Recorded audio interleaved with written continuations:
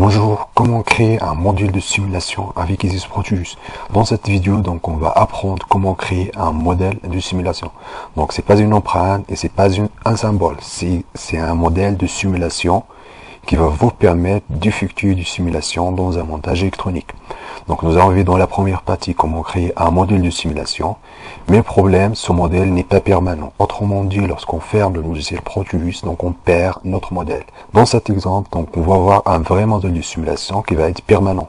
Donc, lorsque vous fermez le logiciel Proteus, donc vous pourrez réutiliser votre composant et le simuler dans un montage. Donc Isis Proteus, donc il dispose d'un désarroi de centaines de composants dans diverses bibliothèques. Donc je vous invite de réutiliser les composants existants pour construire votre modèle.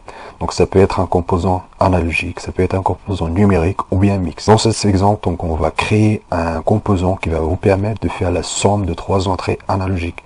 Donc ici, on a un additionneur de voix. Donc on a la voix A et la voix B. On fait la somme. Donc ça, c'est un composant qui est déjà existant dans la bibliothèque. Donc notre objectif sera de créer un nouveau composant qui va faire la somme de 3 entrées A et B et C. Ensuite, on va voir une seule. On va passer maintenant à la démarche de création. Donc la technique, vous pouvez l'utiliser pour créer d'autres modèles. Donc c'est exactement pareil. Donc je vous invite d'être attentif et de ne pas rater les étapes. Donc on va voir un ensemble d'étapes qui vont vous permettre de créer un modèle qui est simulable. Donc la première partie consiste à la création du design de composants. Autrement dit, le package de composants. Donc pour créer le package de composants, on va suivre la même démarche de la première vidéo. Donc ici, donc il y a un ensemble des outils. Donc il y a des carrés, il y a des cercles, il y a des traits, etc.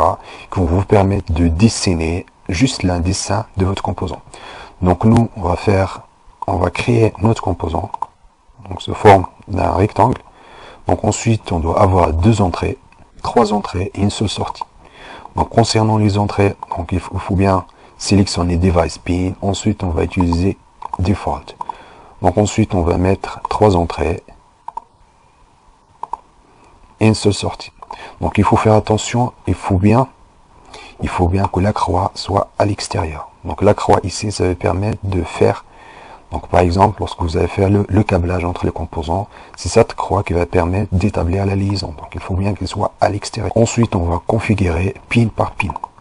Donc ici, on a le A,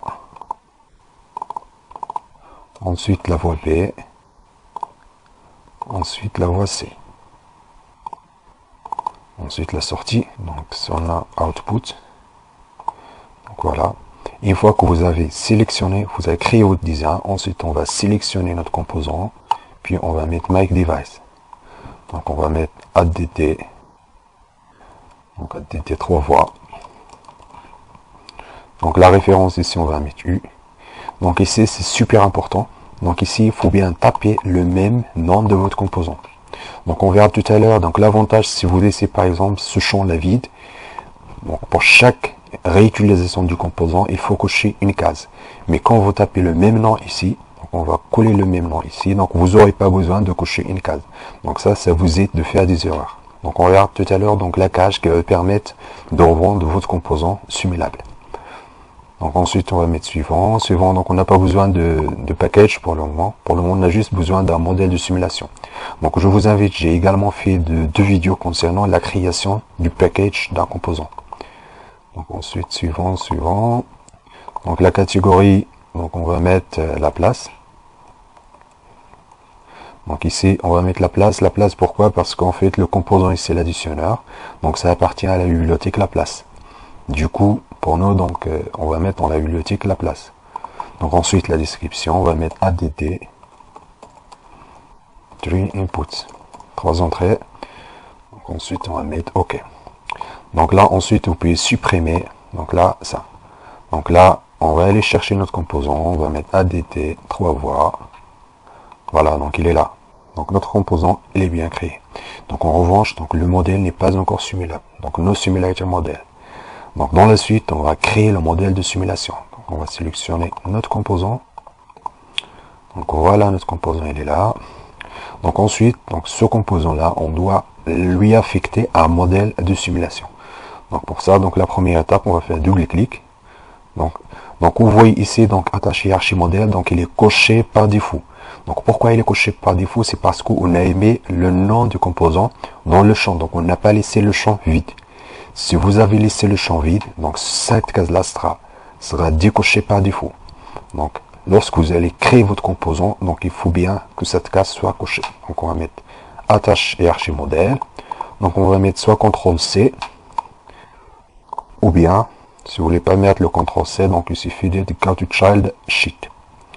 C'est dans cette feuille-là que vous allez créer votre modèle. Donc ici, dans cette partie-là, donc on va utiliser deux additionneurs de voix. Donc pour créer notre additionneur 3 voix. Donc voilà. Donc ensuite, on a les entrées. On va mettre 3 entrées.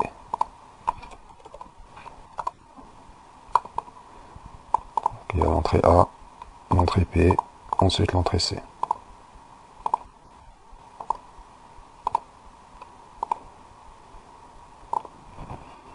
Ensuite, la sortie.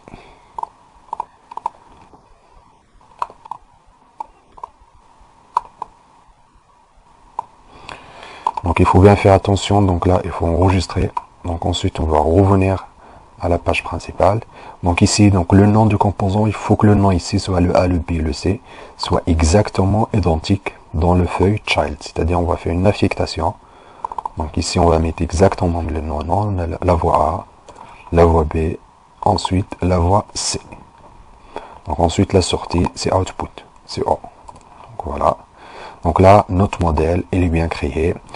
Ensuite, donc il y a la première, donc il y a une étape qui est hyper importante. Donc on doit y aller vers design. Donc ici design, ensuite edit, design propreté. Il faut s'assurer que les deux cases ici sont cochées. Ensuite, on va aller edit sheet properties.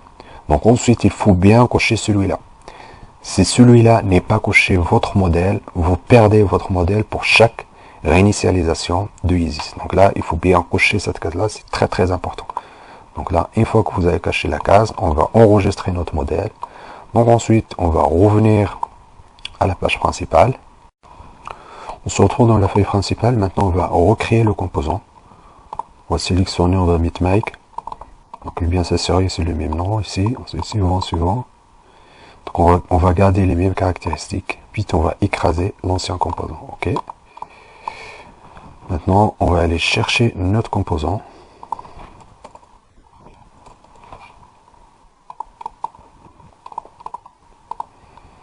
Voilà. Ensuite, donc là qu'on voit ici, donc le modèle, il est disponible. Maintenant, on va réouvrir la fenêtre. Donc, on va fermer Isis. On se retrouve dans la fenêtre principale du Isis. On va aller chercher notre composant. C'est ADD 3 voix. Voilà. Ensuite, on va aller vérifier si les cases sont encore cochées. Ces deux-là sont bien cochés. Donc là, ça c'est normal. Ensuite, on va faire double-clic sur le composant. Donc la case ici, il est bien coché. Maintenant, on va aller chercher la feuille du modèle. Donc on voit ici, donc le modèle, donc il est permanent. Donc on a fermé le logiciel Isis, puis on a réouvert le logiciel Isis. Donc le modèle reste le même.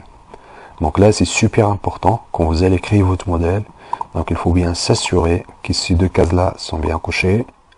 Ensuite, ces deux-là également sont bien cochés également. Donc il existe ici. Donc lorsque vous avez créé votre modèle, donc ici Make Device, donc il faut que le nom, il ne faut pas laisser le champ ici vide. Si vous laissez le champ ici vide, votre modèle ne sera jamais pris en compte après la réouverture du logiciel Isis. Donc ça c'est très très important. Ensuite, on va aller faire un exemple. Donc ici, on va injecter 3 entrées et observer la sortie. On va faire un exemple d'un additionneur de 3 entrées analogiques. Donc pour tester notre composant. Donc voilà. Ensuite, on va mettre une sonde à la sortie. Voilà. Donc là, on va déplacer notre composant. Donc ensuite, on va afficher les 3 voies. Donc on va mettre 2 secondes. Donc ici, on va mettre 3 entrées sinusoïdales avec des fréquences différentes. Là, on va mettre 1 Hz. Ensuite, on va mettre ici 2 Hz. Puis on va mettre l'amplitude de 0,5. Ensuite ici, on va mettre 3 Hz. Avec une amplitude par exemple de 0,3. Donc là, si notre composant fonctionne correctement, on doit avoir la somme des 3 entrées. Donc là, on va ajouter les signaux à la figure.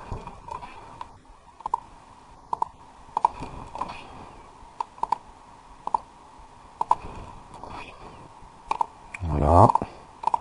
Ensuite, on clique sur espace pour lancer la simulation. Voilà. Donc là, on maximise. Qu'on voit ici, donc ici la sortie c'est en jaune. Donc en fait, c'est la somme de 3 harmoniques ici. Donc il y a une harmonique, donc il y a la fréquence fondamentale, la fréquence de 2 ω 0 plus le 3 ω 0. Puis on fait la somme des 3. Donc on voit ici donc notre composant, ça marche parfaitement. Donc vous pouvez également lancer la simulation ici. Donc on voit que la sortie ça bouge. Voilà. Donc on peut également changer l'amplitude par exemple du fondamental, on va mettre 2. Donc ensuite on va lancer la simulation. Donc avant de finir la vidéo, donc on va aller voir un composant par exemple, on va mettre NAND. Donc ici, par exemple, il se peut que dans la Proteus donc il y a du composant qui ne sont pas le modèle de simulation. Donc on verra dans la prochaine vidéo comment dupliquer un composant existant, par exemple celui-là, puis affecter un modèle de simulation à un composant existant. Donc ça vous évite de recréer l'empreinte du composant. Donc ça c'est très pratique, ça veut faire gagner du temps. Donc on se reverra dans la prochaine vidéo et à très bientôt.